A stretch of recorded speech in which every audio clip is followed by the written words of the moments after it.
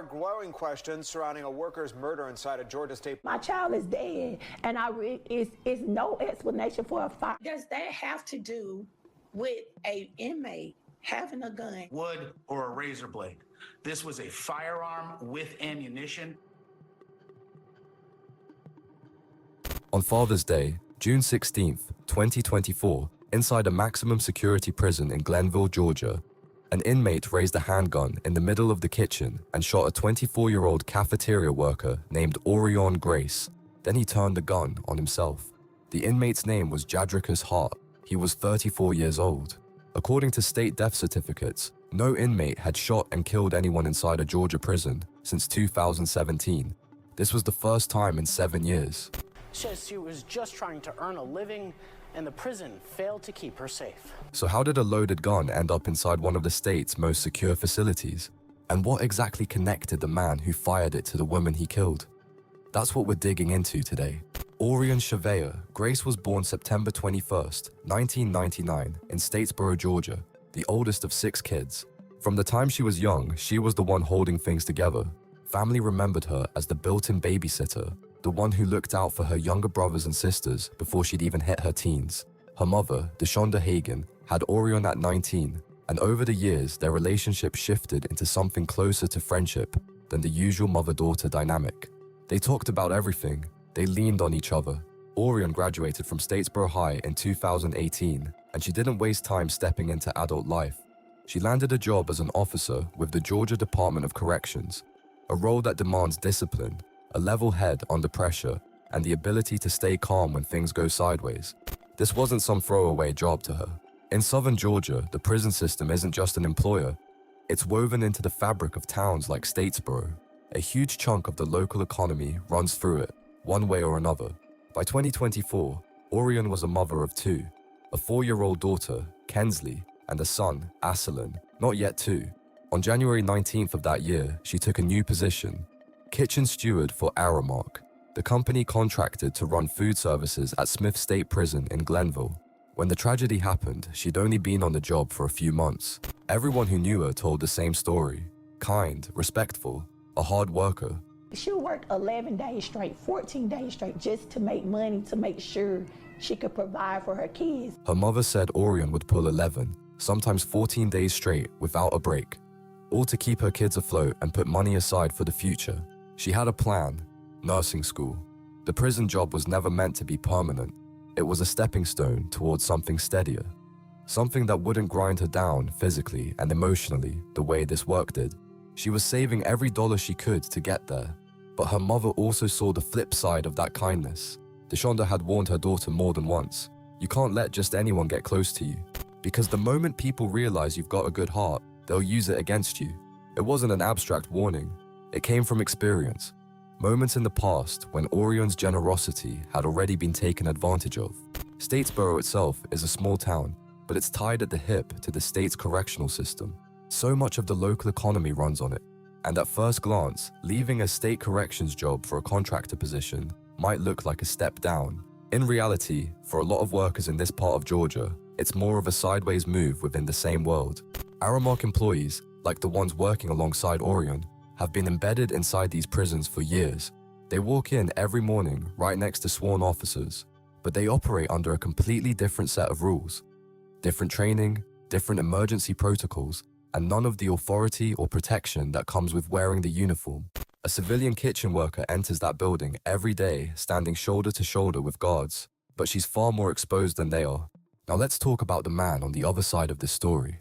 Jadricus Hart was born in 1990. Inside the prison walls, he went by Jamoni, a nickname that stuck with both inmates and staff. By 2024, he was 34. Hart was serving time for voluntary manslaughter and aggravated battery from a 2015 case out of Carroll County. Hart was serving a 20-year sentence for murder out of Carroll County, convicted of fatally shooting a Villa Rica resident at a Memorial Day party back in 2013. He'd been locked up since April 30th, 2015. His earliest possible release date, according to Department of Corrections records, was June 4th, 2043. In other words, this was a man staring down almost 2 more decades behind bars. At the time of the shooting, Hart was working the same kitchen shift as Aureon Grace, at the same maximum security facility built to hold the inmates the system considers the most dangerous, the most likely to run. That distinction matters. Anyone working in that kitchen, guard or civilian contractor, was, by definition, working in a high-risk environment. And the prison kitchen is never just a kitchen. It's a room stocked with knives, tools, and, as it turned out, far worse. Public records don't tell us much about Hart's life before his arrest, nowhere near what we know about Aureon's. Almost everything on record about the man they called Jamoni comes down to one event: the 2013 shooting at that Memorial Day party in Villarica, the killing that cost him 20 years. What came before that, his childhood, his family, who he was before prison, never made it into the public record. Here's where the story takes a turn that changes everything. The Georgia Department of Corrections later confirmed, officially, that Hart and Grace had what they called a personal relationship. That's the exact phrase they used, and they never elaborated. Not to the public. Not, apparently, in any real detail to Aureon's own family. The attorney representing the Grace family was blunt about it. They didn't know how far this relationship actually went. When Deshonda Hagan heard that phrase, she didn't deny it outright. Instead, she responded with something harder to hear. A bitter kind of acceptance that maybe her daughter's kindness had led her somewhere dangerous. That reaction says a lot. She wasn't rewriting history to protect her daughter's image.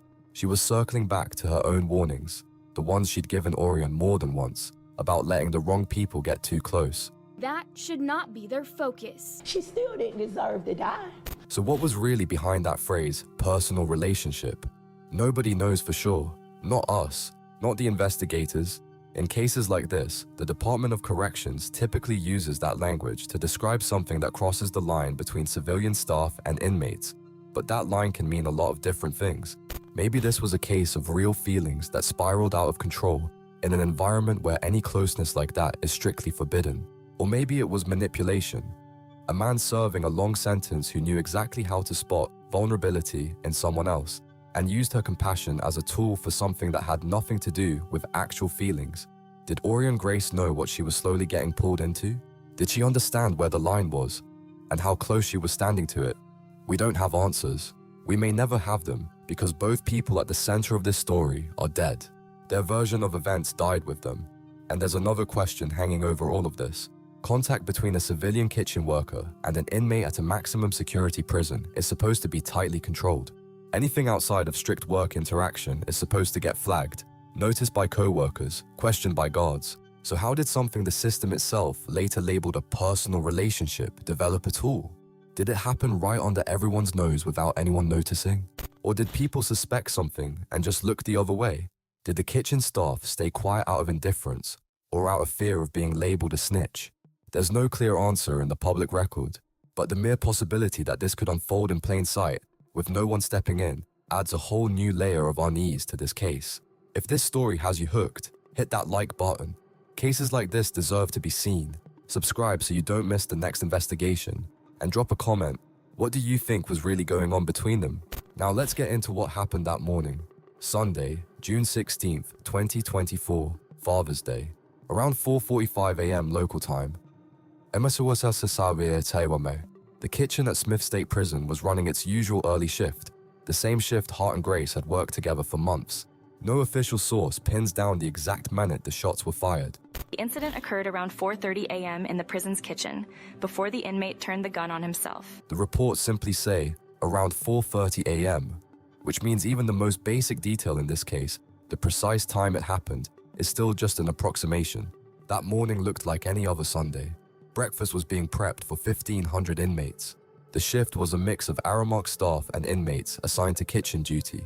Routine, physically demanding work that starts before the sun's even up. Nothing about that morning suggested anything out of the ordinary was coming. According to another inmate, whose account later made its way to the Grace family, at some point during that shift, Hart asked everyone to clear the room so he could be alone with Grace. And they did. What led up to that moment? Whether there was an argument, a tense exchange, or just silence, we don't know. The only account we have is from the inmate who witnessed things up until the room emptied out. Everything that happened in those final moments before the shots is, and will likely always remain, a second-hand account, not a documented fact. The moment the room was empty, Hart shot Grace in the head. She fell. He fired a second shot. Then he turned the gun on himself. Nobody knows how much time passed between that first shot and the moment Hart turned the gun on himself. Nobody knows if he said anything, to her, to himself, to no one at all. When the shots were fired, the room was empty. There were no direct witnesses to the act itself. One message from an inmate, later deleted by the family, claimed Grace's final words were, "But I have children." There's no way to verify that. It exists only as a second-hand account passed along through an unofficial chain inside the prison, and the family chose to delete it afterward. The alarm went up almost instantly. A prison employee called 911. On the recording, you can hear screaming and chaos in the background. Word of what happened in that kitchen had already started spreading through the facility. The dispatcher, trying to get a handle on the scale of it, asked, "Did you say there are 2 victims?" The employee answered, "Yes, 2. Both are unconscious. She's lost a lot of blood." That wording matters. In those first frantic minutes, staff on scene believed both people were simply unconscious. They didn't yet know one of them was already gone. On that same call, the employee gave instructions to people nearby. "Stay where you are. Do not go into the kitchen." Aureon Grace was pronounced dead at the scene. Tattenhall County Coroner Brad Anderson confirmed it. By all accounts, her death was nearly instant. No source mentions any attempt at resuscitation before emergency crews arrived, which tells you just how severe her injuries were. Hart was rushed to a local hospital, where he died from the self-inflicted gunshot wound. Unlike Grace, he didn't die instantly at the scene. Some time passed before his death was officially declared. The handgun used in the shooting was recovered and handed over to the Georgia Department of Corrections right there at the scene. It became the only physical evidence investigators had to work with in piecing together what happened. That same day, the department sent special agents to the facility, not just to investigate, but, in their own words, to provide staffing support. Think about what that phrase actually implies. The staff who were still standing needed reinforcements just to keep the prison operating for the rest of that day. A facility where an employee and an inmate had just been killed couldn't function on its own in the immediate aftermath. And here's what we still don't know about the moment itself. Because the gaps are just as significant as the facts we do have. We don't know what made Hart ask to be alone with Grace at that specific moment, whether it was spontaneous or planned. We don't know if there was a conversation right before the shooting, an argument, someone trying to end things, or if it happened without a word exchanged. We don't know if Grace had any sense that something was wrong when she was asked to clear the room, or if it felt like just another routine request. We also don't know exactly how many people were in that kitchen when Hart made his request, or why nobody pushed back on it. In a maximum security facility, any break from standard procedure should raise red flags. Was this something that had quietly become normal in that kitchen over the previous months, or a one-time exception on that particular morning? There's no way to know.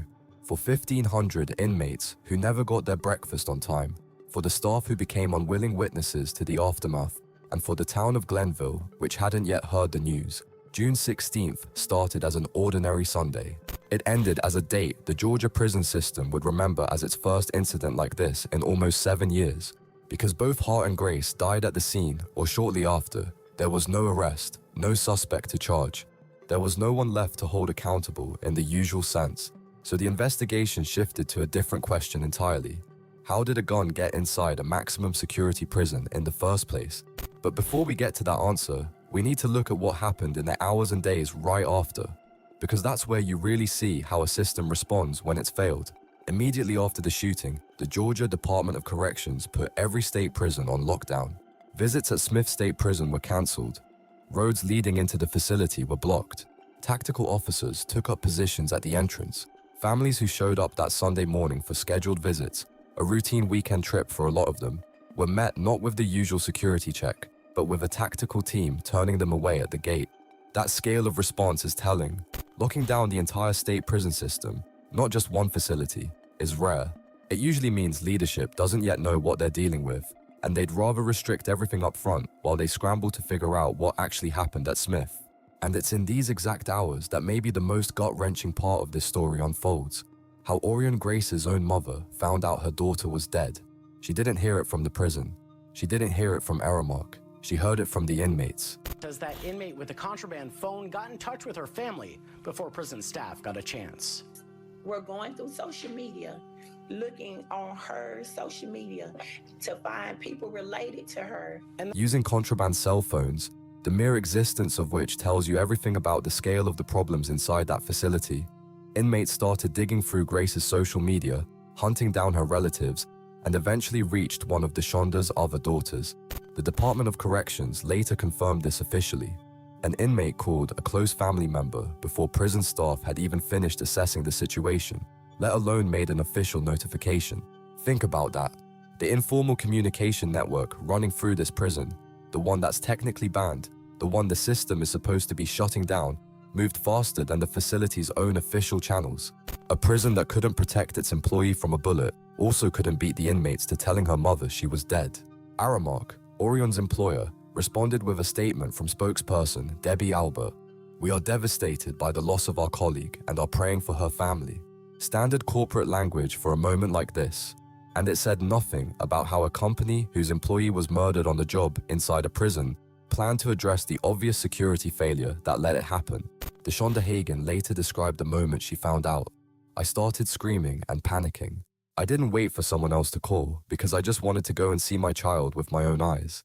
The family showed up at the prison before any official notification came through and spent nearly 7 hours in a waiting area, meaning for almost a third of a day, Aureon's family sat in the dark, working off nothing but a chance call from a smuggled phone.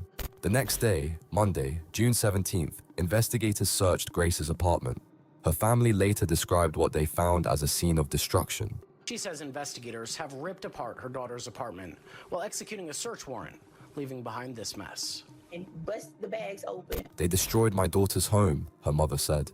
"They pulled trash out of the trash can and left all the food, trash, and dirty diapers right inside the house. That detail, the condition they say the apartment was left in, became its own separate wound on top of the loss itself." He's probably not even gonna remember. Somewhere in that apartment were the everyday belongings of 2 young children who no longer had their mother. The department has never publicly addressed the family's account of that search. No confirmation, no denial. That same Monday, the Department of Corrections issued its first official statement, confirming what it called a personal relationship between Hart and Grace. At the same time, officials announced that a suicide note believed to be from Hart had been found. Department spokesperson Laurie Benoit called it an isolated incident and said the investigation remained open.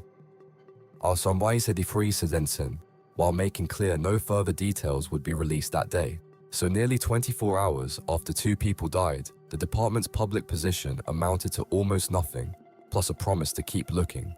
The Grace family's attorney had a very different tone. But her mom sees that as a deflection. What does that have to do with an inmate having a gun to kill? He said flatly that the mere presence of firearms inside the prison system defies explanation. He pointed out that the family still doesn't know the real nature of the relationship between Grace and Hart, but insisted the far more urgent question wasn't about their relationship at all. It was about how an inmate got his hands on a gun in the first place. According to him, Aureon simply didn't have the physical means to smuggle a weapon into that facility, given the screening she went through at every single shift. That wasn't a throwaway comment, because by that point, the department had already started hinting, directly or indirectly through the personal relationship language, that Grace herself might have had something to do with the weapon getting inside. The voices from inside the prison were just as damning. One current employee, speaking anonymously, put it in terms that read less like a description of one bad night and more like an indictment of the entire operation. The inmates run the prison, and staff are just allowed to be there, going home every day essentially at the inmate's mercy. That's someone who still works inside that facility, describing not a single failure, but a total shift in who's actually in control. The answer to where the gun came from was about to reveal a picture far bigger than anyone expected in those first chaotic days. There was no criminal trial against Hart or Grace. They were both gone. Instead, the legal proceedings centered on one question. How did a loaded gun end up inside a maximum security prison? And it was during that trial in Tattenhall County Superior Court that testimony finally connected the scattered pieces into something resembling a timeline. The key witness was Special Agent Justin Fountain with the Criminal Investigations Division of the Georgia Department of Corrections. His testimony gave the public its first real look at how that weapon made it inside Smith Prison, a story that, until then, had existed only as rumor among former employees about drones and unlocked gates. According to Fountain, a woman already known to investigators, under scrutiny for about 2 years in connection with a large-scale smuggling operation tied to the Department of Corrections, helped get the weapon onto prison grounds, along with at least 3 other people involved. The package, containing a handgun, tobacco, clothing, and reportedly drugs, was thrown over the prison fence sometime between June 30th and July 10th, 2023. Investigators believe it may have been delivered by drone. Let that sink in. The gun that killed Aureon Grace on June 16th, 2024, had already been sitting inside that prison for almost a full year. Fountain testified the weapon wasn't originally meant for murder at all. It was smuggled in to help another inmate, one serving a life sentence, attempt an escape. After the package landed inside the fence, the inmate coordinating the operation retrieved the gun and passed it to a second inmate who carried it directly into the kitchen. When both of those men were moved into solitary confinement over an unrelated violation, contraband phones found on them, they reportedly entrusted the gun's storage and continued movement to Jadrika's Hart and another inmate. Even from solitary, the man who'd coordinated the original delivery kept sending photos of the weapon to other people through a smuggled phone, starting at least as far back as January 1st, 2024. This changes how we have to look at Hart and Grace's story. Hart didn't set this chain of events in motion. He was the last link, the one left holding something that had already been circulating through that facility long before he ever got personally involved. Fountain's testimony traces the weapon's path in detail. It doesn't explain why Hart, specifically, ended up as its keeper, or what that had to do with his relationship with Grace. The investigation could reconstruct the gun's journey. It couldn't reconstruct the motives behind it. There's also plenty of the testimony left out. Court records don't name the inmate who coordinated the smuggling, the second inmate who carried the gun into the kitchen, or the inmate serving life whose escape this whole operation was allegedly built around. The woman investigators linked to the broader criminal network was never publicly identified in connection with this case either. So while investigators reconstructed exactly how the gun moved from hand to hand, the full picture, for anyone following this case through public records alone, remains incomplete. But maybe the most alarming part of Fountain's testimony was the timeline of what the department actually knew, and when. Asked directly by the defense when investigators first learned there was a weapon inside the facility, Fountain answered June 13th, 2024, a Thursday. The murder happened 3 days later on Sunday, June 16th, 3 days between the department receiving a tip about a gun inside the prison, and that gun being used to kill 2 people. The court transcript lays the gap bare. The defense attorney pressed further. When exactly did they learn the package containing the weapon had been thrown over the fence? Fountain answered, June 30th, 2023. The attorney pushed again, not when the photos of the weapon were sent, but when investigators actually became aware of them. Fountain admitted he couldn't give an exact date without the documents in front of him, but confirmed it was well before the murder. At one point, the questioning got heated enough that the assistant district attorney objected, accusing the defense of pressuring the witness. The judge tried to smooth things over, suggesting both sides simply rephrase the question. Even now, months after the tragedy, pinning down exactly when the department knew what it knew is still a fight, not a settled fact. According to the department's official account, the June 13th tip was reviewed by the Office of Professional Standards. The next morning, they say, a targeted search and a broader facility search were carried out.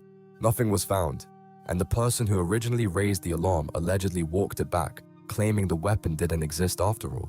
So, a specific warning 3 days before the murder, an investigation, a conclusion that the tip was unfounded, and then nothing further. This wasn't even the first warning like it.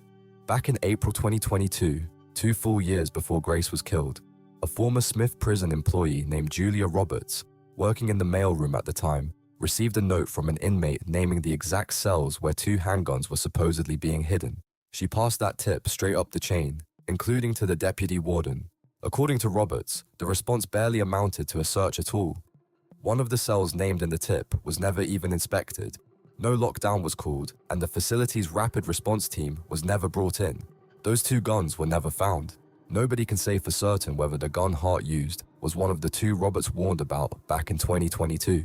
But the fact that specific, credible warnings about hidden firearms had already gone unanswered 2 years earlier tells you this wasn't a one-time slip. It looks like a pattern. Roberts, who later filed her own lawsuit against the department, pointed to another weak point in the system. the prison's rear gate, where trucks deliver food and supplies every day. She said the contents of those pallets often go uninspected, simply because there aren't enough staff to check every shipment that comes through.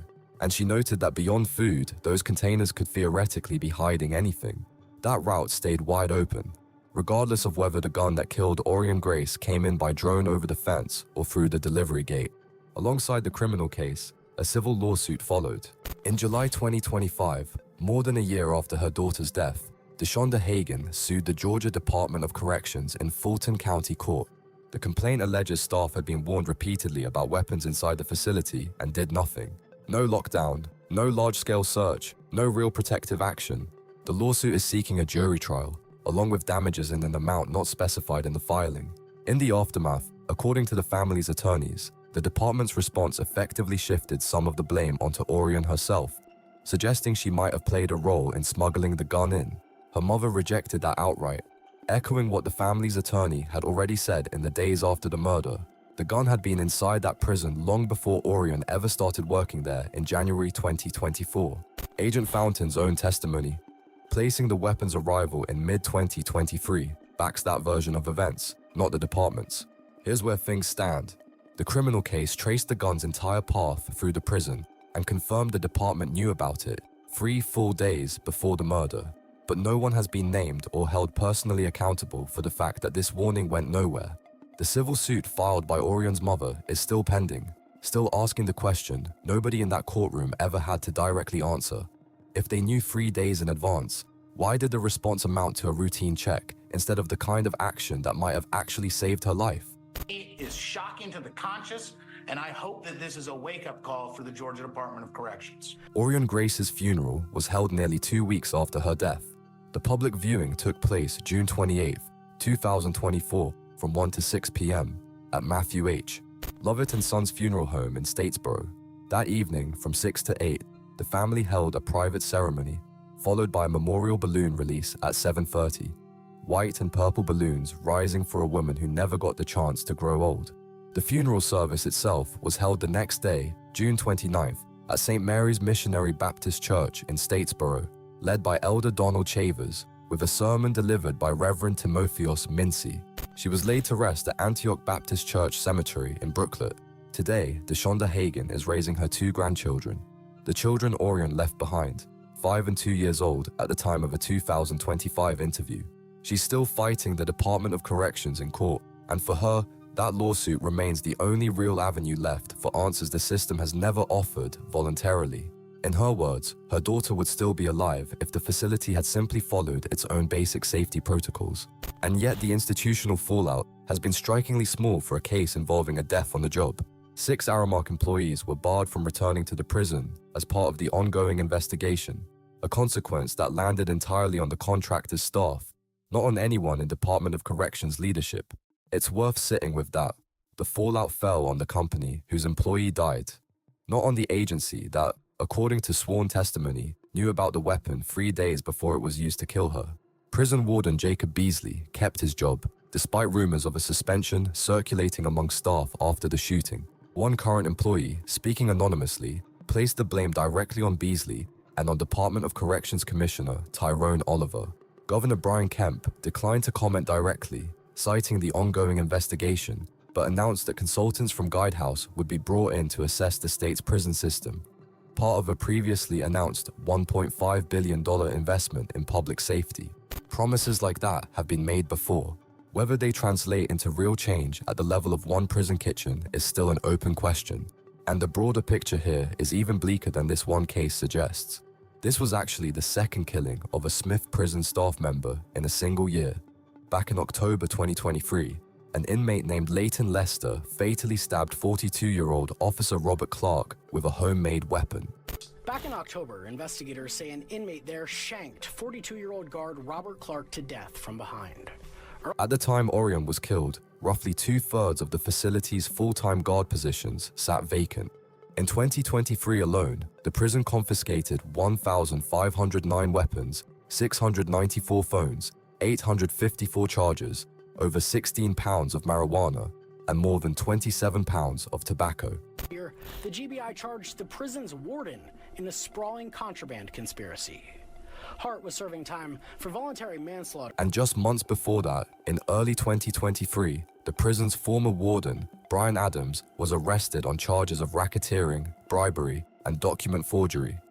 Unconnected to Grace's death directly, but painting the picture of an institution where corruption and smuggling had been festering long before that Sunday morning. Legal experts who followed the case from the outside were just as alarmed. Attorney Brent Savage called it appalling, pointing out there wasn't a single guard anywhere near the scene when the shooting happened, and said it was frightening to even imagine what else might be going on inside places like this.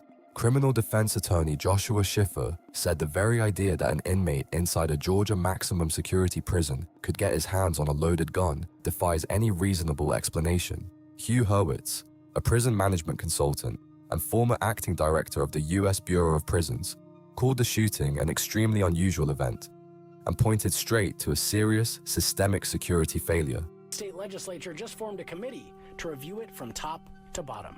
This example is an unfortunate reflection of what's happening in Georgia prisons as a whole. The case drew national attention, largely because of how unprecedented it was. Covered by Fox News, the Atlanta Journal-Constitution, Fox 5 Atlanta, and local outlets across the state. But even now, the core questions in this case remain unanswered. What the relationship between Hart and Grace actually was, beyond that clinical phrase, personal relationship, has never been explained by the family, the investigation, or the courtroom testimony.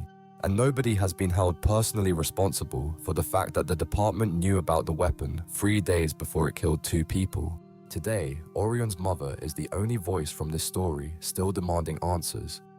Not the prison system, not the contractor, her. Aureon Grace is remembered as a woman who worked herself to exhaustion for her kids, saved every dollar toward nursing school, and never stopped helping people who asked, even when that kindness may have cost her everything. She didn't choose to become the center of a story about a security system's total collapse. She just went to work on an ordinary Sunday morning and never made it home to her children. No one deserves to die. And especially at work, where she was working hard to take care of her kids. If it happened to her, a woman who did everything right, who worked, who saved, who helped, what does that say about a system where kindness itself can turn into a liability?